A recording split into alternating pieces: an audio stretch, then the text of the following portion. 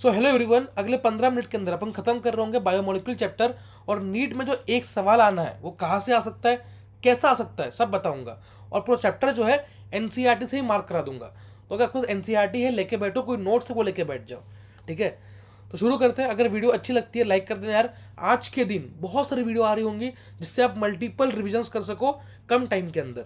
ठीक है, तो पहला अपने पास है बायोमोलिक्यूल्स होते हैं, सबको पता है। बायोमोलिक्यूल्स ऐसे ऑर्गेनिक कंपाउंड्स हैं जो बॉडी के अंदर होते हैं और इसेंशियल होते हैं बॉडी के नॉर्मल फंक्शनिंग के लिए, जैसे कि carbohydrates, proteins, nucleic acid, lipid. ठीक है, विटामिन एंड मिनरल्स। ठीक है, ये तुम्हारे मैक्रो न्यूट्रिएंट है, ये दोनों तुम्हारे माइक्रो न्यूट्रिएंट है। लेकिन क्वेश्चन मैक्सिमम कहाँ से पूछता है? विटामिन से पूछते हैं नीट के अंदर। बताऊंगा, पढ़ाऊंगा, टेंशन मत लो। बात करेंगे कार्बोहाइड्रेट की, तो कार्बोहाइड्रेट क्या होता है सबको पता होना चाहिए। पहली चीज़ तो जनरल फॉर्मूला कार्बोहाइड्रेट का, तो जनरल फॉर्मूला होता है CxH2O Y। ठीक है, CxH2O होल ब्रैकेट Y। ठीक है, इसलिए इनको कहते हैं हाइड्रेट, कार्बन के हाइड्रेट, कार्बोहाइड्रेट।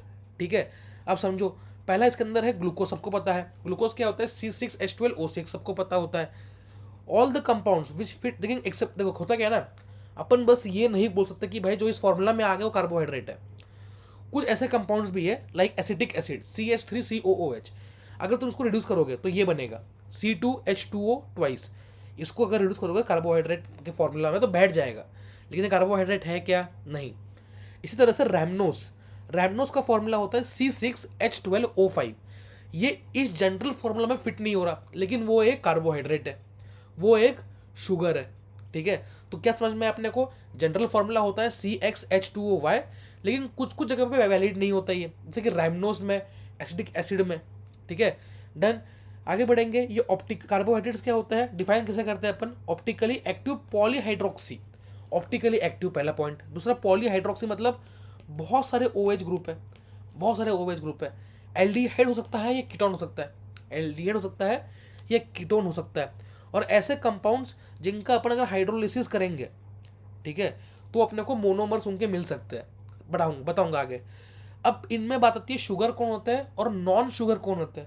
शुगर मतलब ऐसे कार्बोहाइड्रेट जो मीठे हो, इजी। और नॉन शुगर मतलब ऐसे कार्बोहाइड्रेट जो मीठे ना हो। डन।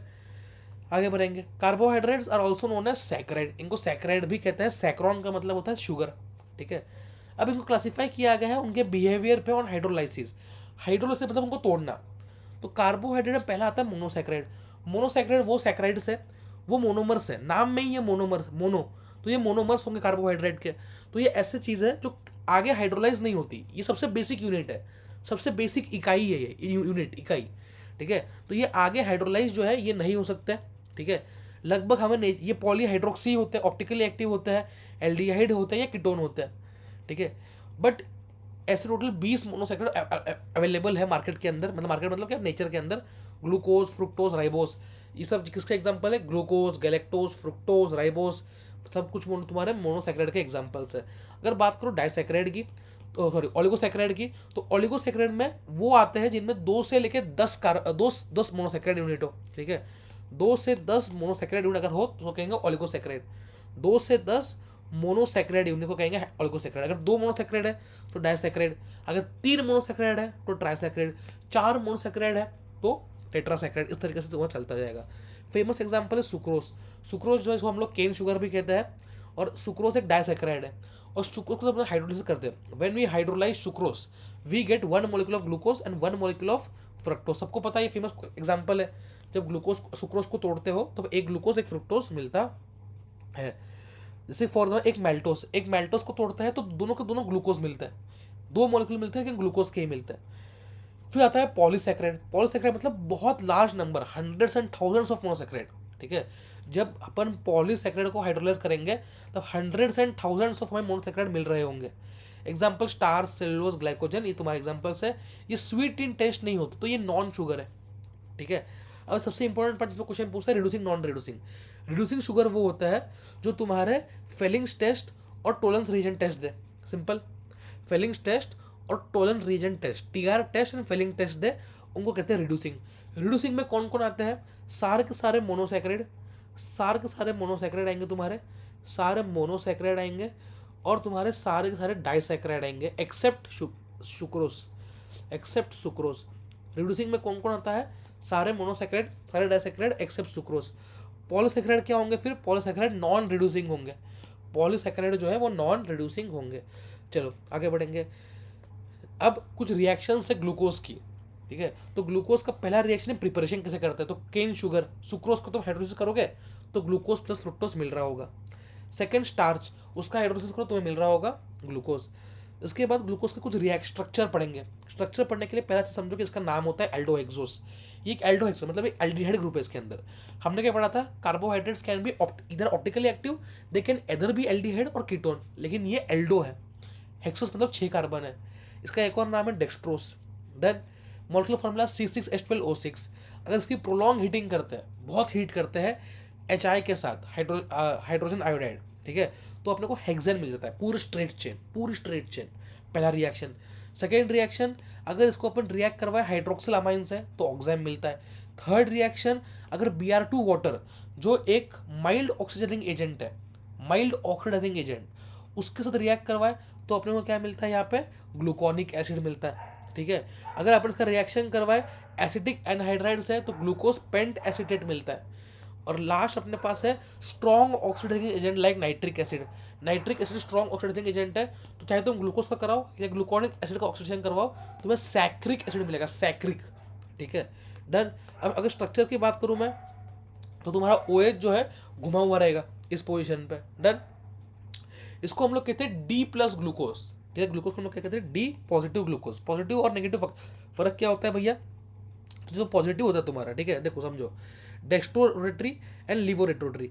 प्लस साइन जो शो करता है वो शो करता है डेक्स्ट्रो रोटेटरी का, और माइनस साइन जो होता है वो होता है लीवो रोटेटरी का। तो अगर कोई मॉलिक्यूल प्लस है मतलब वो डेक्स्ट्रो रोटेटरी है, मतलब वो स्मॉल तुम्हारा क्या है, तुम्हारा D। और अगर वो बड़ा क्या कहते हैं स्मॉल L है मतलब वो लीवो रोटेटरी है, मतलब वो माइनस है, नेगेटिव, उसका रोटेशन जो है वो नेगेटिव है। डन। इतना इस पर कुछ पढ़ने वाला है नहीं, इंपॉर्टेंट है। अब उसके साइक्लिक स्ट्रक्चर ऑफ ग्लूकोज की बात करूँ मैं, तो उसके कुछ ऐसे रिएक्शंस है जो ग्लूकोज शो नहीं करता, जैसे कि glucose does not react with Schiff base, does not react with hydroxyl amine, ठीक है। ग्लूकोज के 2 स्ट्रक्चर होते हैं, alpha and beta forms, important. इसके बाद ग्लूकोज एनोमरिक कार्बन होता है, इसका एनोमर बनाता है। एनोमर, एनोमर मतलब क्या होता है, ऐसे आइसोमर जो किसी एक कार्बन पे डिफर कर रहे हो, ठीक है, एक कार्बन पे डिफर कर रहे हो, और ग्लूकोज जो है वो डिफर करता है C1 पे, ठीक है। तो हम लोग जो कहते हैं ना अल्फा ग्लूकोज बीटा ग्लूकोज, कुछ नहीं है, ये दोनों आपस में एनोमर है। अल्फा एंड बीटा फॉर्म जो होते हैं ग्लूकोज के, ये एनोमर्स होते हैं। एनोमर मतलब एक कार्बन पे पोजीशन में डिफरेंस है बस, बाकी पूरा स्ट्रक्चर सेम है, सब कुछ सेम है। डन। अब बात करेंगे फ्रुक्टोज की। फ्रक्टोज की, तो फ्रक्टोज में क्या है भैया, ये तुम्हारा कीटो हेक्सोस होता है।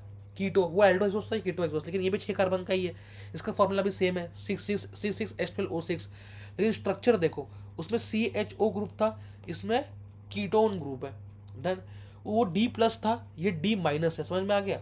वो D प्लस था, ये D माइनस, मतलब ये लीवो रोटेटरी है, मतलब ये लीवो रोटेटरी है। अब जो 2 मोनोसैकेराइड होते हैं ये ज्वाइन होते हैं ग्लाइकोसिडिक बॉन्ड। ये क्वेश्चन डायरेक्टली MCQ में पूछ सकता है कि दोनों 2 मोनोसैकेराइड यूनिट्स, ये कि दो ही पूरी चेन होती है पॉलीसैकेराइड की, तो जो 2 मोनोमर होते हैं, मोनोसैकेराइड जो होते हैं वो किससे ज्वाइन होते हैं, तो तुम लोग कहोगे भैया ज्वाइन होते हैं तुम्हारे ग्लाइकोसिडिक बॉन्ड से। यहाँ पे दे रखा है नॉन रिड्यूसिंग शुगर कौन कौन से होते हैं, सुक्रोज होता है, सारे पॉलीसैकेराइड होते हैं। डन। अब बात करें सुक्रोज की, तो सुक्रोज जो है कैसे बनता है, पहला चीज तुम उसका करोगे हाइड्रोलाइसिस। सुक्रोज क्या होता है, C12H22O11। इसको केन शुगर या इनवर्ट शुगर भी कहते हैं। केन क्योंकि गन्ने गन्ने का समझ लो, केन शुगर मीठा होता है, ठीक है। तो इससे मिलता है D प्लस ग्लूकोज, क्योंकि ग्लूकोज होता है पॉजिटिव, और D माइनस फ्रक्टोस, माइनस मतलब लिवोरेटरी।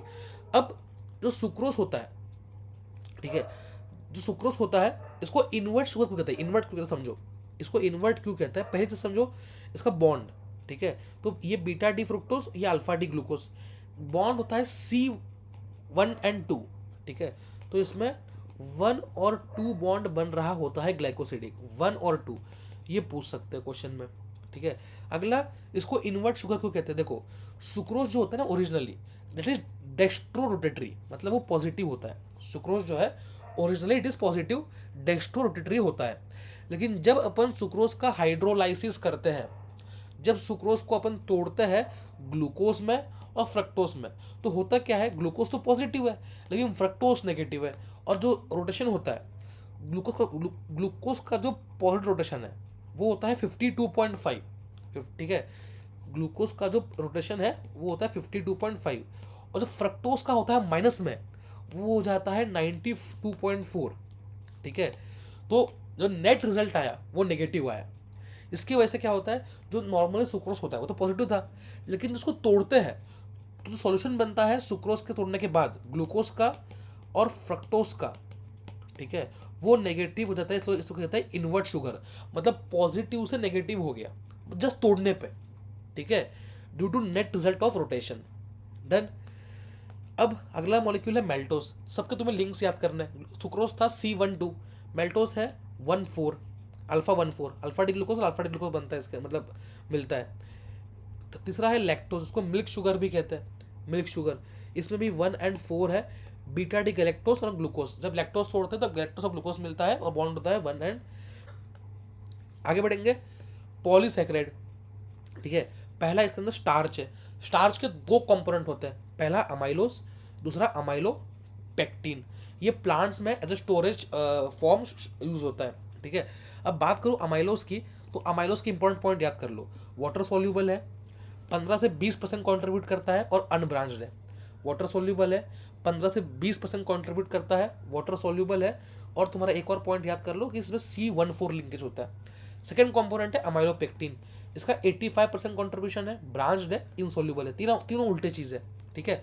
और ये तुम्हारा C16 शो करता है, 1416। डन। तो ये होता है स्टार्च का स्ट्रक्चर। अब आगे बढ़ेंगे सेलुलोज पे। तो सेलुलोज में क्या है, ये प्लांट किंगडम में होता है, सेल वॉल में होता है, सबको पता है, ठीक है। एक्सक्लूसिवली ये मोस्टली प्लांट्स में ही पाया जाता है, एनिमल्स में पाया नहीं जाता। इसका है C1C4 beta links, beta C1C4 question पूछ सकते हैं। ग्लाइकोजन की बात करूँ तो ये तुम्हारा स्टोर्ड फॉर्म होता है एनिमल्स के अंदर, कोई दिक्कत नहीं है। आगे बढ़ेंगे, इंपॉर्टेंस ऑफ कार्बोहाइड्रेट इतना नहीं है, इंपॉर्टेंट है प्रोटीन्स। प्रोटीन में क्या क्या चीज़ है, सबको पता है। प्रोटीन जो है वो अमाइनो एसिड से बने होते हैं। सारे प्रोटीन जो है वो different types of amino acid से बने होते हैं। इनको पॉलीपेप्टाइड भी कहते हैं, क्योंकि इनमें जो बॉन्ड होता है वो होता है पेप्टाइड बॉन्ड।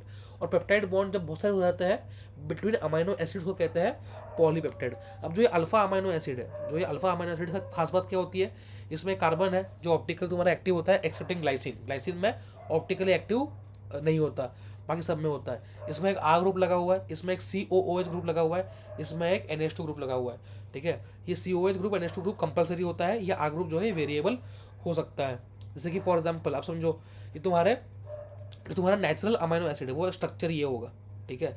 ये R ग्रुप जो है सब में वेरी होगा। इसके अकॉर्डिंग जो ये R ग्रुप है ये डिसाइड करता है कि अमाइनो एसिड कौन सा है। तो टोटल 20 अमाइनो एसिड है, इसकी पूरी लिस्ट NCERT के अंदर दे रखी है। टोटल ऐसे 20 अमाइनो एसिड होता है जो पूरे बॉडी में हमें लगते हैं, ठीक है। अब इसमें से दो टाइप के अमाइनो एसिड है। अमाइनो एसिड जो है ना ये दो टाइप प्रकार के हो सकते हैं, तो इसेंशियल या नॉट इसेंशियल। इसेंशियल मतलब क्या, जिनको मैं, जो मेरी बॉडी खुद नहीं बना सकती, तो मुझे उनको बाहर से ही लेना पड़ेगा। ऐसे अमाइनो एसिड जो मेरी बॉडी खुद नहीं बना सकती, मुझे उन अमाइनो एसिड को बाहर से ही लेना पड़ेगा in the form of external source, कोई फूड, पल्सेस, दाल चावल जो भी है, ठीक है। और नॉन इसेंशियल मतलब क्या, बॉडी अंदर ही खुद बना ले रही है, वो अंदर खुद बना ले रही है, तो बाहर से लेने की जरूरत नहीं है। तो टोटल 20 अमाइनो एसिड है, 20 में से 10 इसेंशियल है, 10 नॉट इसेंशियल है।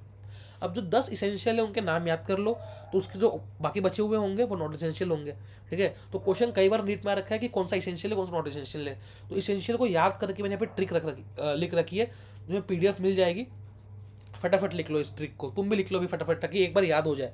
PVT private team hall, team जी का एक हॉल है प्राइवेट। P से फिनाइल एलिनिन, ना कि प्रोलिन, कंफ्यूज नहीं होना। P से फिनाइल एलिनिन, बड़ा नाम। V से वैलिन नहीं है बस। T से ट्रिप्टोफैन, और ये दूसरे T से थ्रियोनिन, ठीक है। Tryptophan, threonine. देखो NCERT के जिन पे स्टार मार्क लगा हुआ है ना, वो तुम्हारे सारे इसेंशियल है, ठीक है। उसी की ट्रिक है। I से आइसोल्यूसिन, M से मिथियोनिन, H से हिस्टिडीन, A से अर्जिनिन, L से लाइसिन, और दूसरे L से ल्यूसिन। लाइसिन ल्यूसिन दोनों साथ में लास्ट में आ गया हॉल में। डन। अब अपन करते हैं थोड़ा क्लासिफिकेशन अमाइनो एसिड का। सबको पता है इसेंशियल है, वही पढ़ा था, नॉन इसेंशियल, ठीक है। अब ज्विटर आयन क्या होता है, ज्विटर आयन एक न्यूट्रल मॉलिक्यूल है, न्यूट्रल स्ट्रक्चर होता है। देखो समझो, ये जो है ना ये न्यूट्रल है, लेकिन इसमें पॉजिटिव एंड नेगेटिव चार्ज दोनों होते हैं। देखो क्या होता है ना, इसमें ये तुम्हारा अमाइनो एसिड है, ये तुम्हारा अमाइनो एसिड है, तो इसमें जो COOH ग्रुप था, तो H प्लस बाहर निकल गया, ठीक है, तो O पे माइनस आ गया। और यहाँ पे जो एक एक्स्ट्रा H प्लस आके जुड़ गया, ठीक है, यहाँ पे NH2 ग्रुप था तो यहाँ पे वो H प्लस आके जुड़ गया तो NH3 प्लस हो गया। तो ओवरऑल मॉलिक जो H प्लस है वो वही घूमा, ठीक है, COOH से निकला एक H प्लस, H जो है और यहाँ पे आके जुड़ा और यहाँ पे नेगेटिव आ गया, यहाँ पे पॉजिटिव आ गया। तो ओवरऑल जो मॉलिक्यूल था, ओवरऑल जो अमीनो एसिड था वो तो न्यूट्रल ही रहा, ठीक है, न्यूट्रल रहा, लेकिन इस पर एक पॉजिटिव चार्ज आ गया, NH3 प्लस हो गया और COO माइनस आ गया, नेगेटिव प्रोडक्ट दोनों आ गया। इसको कहते हैं ज्विटर आयन या ज्विटर आयनिक फॉर्म। तो ज्विटर आयनिक फॉर्म होता है ये एम्फोट्रिक नेचर होता है, इंपॉर्टेंट है, एम्फोट्रिक इन नेचर, ठीक है। Except glycine all naturally occurring alpha amino acids are optically active. Glycine जो है वो ऑप्टिकली इनएक्टिव होता है क्योंकि उसमें सिंपलेस्ट ही है, तो इसमें 2 हाइड्रोजन हो जाते हैं, ठीक है, 2 हाइड्रोजन इसके अंदर हो जाते हैं, तो इसकी वजह से ये ऑप्टिकली इनएक्टिव हो जाता है। आगे बढ़ेंगे चलो फटाफट से स्ट्रक्चर ऑफ प्रोटीन्स पे। पेप्टाइड बॉन्ड होता है, इसको इसलिए कहते हैं पॉलीपेप्टाइड, सबको पता है, कोई दिक्कत नहीं है। एक क्वेश्चन पीवाईक्यू में बन रखा है यहाँ से कि इंसुलिन के पास 51 जो है वो अमाइनो एसिड पाए जाते हैं। प्रोटीन के भी दो टाइप से इंपॉर्टेंट है, फाइब्रस प्रोटीन्स और तुम्हारे ग्लोबुलर। एग्जाम्पल पूछे गए हैं, फाइब्रस के एग्जाम्पल होते हैं मायोसिन एंड केराटिन, ठीक है, और ग्लोबुलर के होते हैं एल्ब्यूमिन एंड इंसुलिन। डन। अब स्ट्रक्चर 4 प्रकार के हैं, primary, secondary, tertiary, quaternary. Primary मतलब कि तुम्हारे जो मोनोमर्स, जो अमाइनो एसिड है वो कैसे अरेंज्ड है, दैट्स इट। सेकेंडरी मतलब जो उसका रोटेटिंग है, जैसे कि इसमें 2 प्रकार के होते हैं, beta helix and beta pleated sheet, beta helix and alpha helix and beta pleated sheet, बस। टर्शरी में क्या होता है, 3D स्ट्रक्चर होता है, 3D स्ट्रक्चर, मोस्टली ये एंजाइम्स का होता है। टर्शरी जो है वो मोस्टली एंजाइम्स का होता है। क्वाटरनरी स्ट्रक्चर क्या होता है, 2 और मोर पॉलीपेप्टाइड्स जब हो तो उसको कहेंगे quaternary structure. Example haemoglobin, haemoglobin में क्या होता है, अल्फा 2 चेन होती है और बीटा 2 चेन होती है। इंपॉर्टेंट है, क्वेश्चन पूछा गया हीमोग्लोबिन के ऊपर, ठीक है, बायो में पूछते हैं मोस्टली, ये डायग्राम जो है बायो के अंदर दिया रहता है। डन। अब इंपॉर्टेंट एक लाइन है यहाँ पे, बस इंपॉर्टेंट ये ध्यान रखना, denaturation of protein. What is denaturation, मतलब क्या, प्रोटीन जो है वो इनएक्टिव हो गया, प्रोटीन खराब हो गया, प्रोटीन डिस्ट्रॉय हो गया, उसको कहेंगे डीनेचरेशन। अब जब होता है डीनेचरेशन ऑफ प्रोटीन तब secondary and tertiary structure destroy हो जाता है, लेकिन प्राइमरी स्ट्रक्चर इंटैक्ट रहता है। ये क्वेश्चन अगर आ गया तो 99% जनता हार मारने की, वहीं पे नहीं आएगा क्वेश्चन, नहीं, क्योंकि ये एंटिटी की छुपी हुई लाइन है, ठीक है। डन। आगे बढ़ेंगे, एंजाइम्स, सबको पता है कि एंजाइम्स क्या होते हैं, इंपॉर्टेंट बायो में पढ़ा रखा है, कोई दिक्कत नहीं है। विटामिन पे आता है, सबसे मैक्सिमम क्वेश्चन नीट के अंदर विटामिन से आ रखे हैं और लास्ट में पार्ट दे रखा है। विटामिन क्या होता है, कुछ ऐसे ऑर्गेनिक कंपाउंड्स होते हैं जो बहुत स्मॉल अमाउंट में लगते हैं, required in small amount in diet, but कुछ स्पेसिफिक फंक्शंस परफॉर्म करता है for normal maintenance of growth वगैरह और health of organism. Done, easy. कई सारे विटामिन के टाइप होते हैं, बट मोस्टली जो क्लासिफिकेशन है वो इंपॉर्टेंट है। 2 ग्रुप होते हैं विटामिन के, पहला है फैट सोल्यूबल, दूसरा है वाटर सोल्यूबल विटामिन। अब जो फैट सोल्यूबल विटामिन है उनको याद करने की ट्रिक है कीड़ा, उनको याद करने की ट्रिक है कीड़ा। कीड़ा मतलब विटामिन के, vitamin E, vitamin D, vitamin A. कीड़ा फैट सोल्यूबल, फैट सोल्यूबल, कीड़ा इज फैट सोल्यूबल, कीड़ा फैट में घुल जाता है। सेकेंड अपने पास है वाटर सोल्यूबल, ठीक है, ये जो कीड़ा है ये तुम्हारे बॉडी में स्टोर होता है, बॉडी में जो फैट टिश्यू वहाँ पे स्टोर हो जाता है। Second water soluble, water soluble में क्या आएगा फिर, बचा हुआ कौन कौन सा है, बी बचा और सी बचा, BC, ठीक है। Don't take is otherwise, YouTube को ये कॉमेंट्री गाइडलाइन लगा दे मेरे ऊपर, लेकिन स्टिल BC, ठीक है। तो BC तुम्हारा हो गया वाटर सोल्यूबल। अब जो वाटर सोल्यूबल होता है ये तुम्हारे एक्सक्रीट कर जाते हैं बॉडी में, स्टोर नहीं होते ये तुम्हारे यूरिन के थ्रू निकल जाता है, इसको कंटिन्यू तुम्हें सप्लाई करना पड़ता है, supplied regularly because it is excreted through urine and cannot be stored. जैसे कीड़ा जो था वो फैट में स्टोर हो रहा था, लेकिन वाटर में निकल रहा है बाहर, खत्म। Accept vitamin B12, vitamin B12 अकेला ऐसा वाटर सोल्यूबल विटामिन है जो स्टोर हो रहा है, ठीक है। Done, B12। अब इस पर से फटाफट बता रहा हूँ कौन कौन से पॉइंट इंपॉर्टेंट है, खास का क्वेश्चन बनता है। पहला विटामिन ए, विटामिन ए जो है सबसे इंपॉर्टेंट है, ज़्रोथेल्मिया करता है, मतलब आई वाला डिसऑर्डर, पढ़ा तो कलर ब्लाइंडनेस जो होता है, कलर ब्लाइंडनेस, नाइट ब्लाइंडनेस, ठीक है। नाइट ब्लाइंडनेस जो होता है ये विटामिन ए कॉज करता है, इंपॉर्टेंट है। ज़्रोथेल्मिया मतलब कॉर्निया का हार्डनिंग हो जाता है। Second vitamin B1 thiamine, very PYQ question है। B2 राइबोफ्लेविन, चिलियोसिस, इंपॉर्टेंट, बस नाम याद कर लो।